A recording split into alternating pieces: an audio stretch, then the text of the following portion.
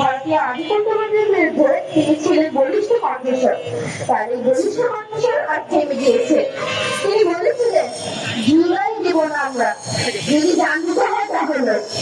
তিনি তার কথা রেখেছেন, তিনি জান দিয়েছেন, শুধু জুলাইকে বিক্রি হতে দেননি। তিনি ছিলেন একজন প্রকৃত দেশপ্রেমিক। তিনি সাধারণ মানুষের সাথে মিশতেন, সকলের সাথে ভালো ব্যবহার করতেন। হাজি ভাই খুব প্রতিবাদী মানুষ ছিল, অন্যায়ের বিরুদ্ধে সর্বদা সোচ্চার ছিল। তার মৃত্যুতে আজ সারা দেশ স্তব্ধ।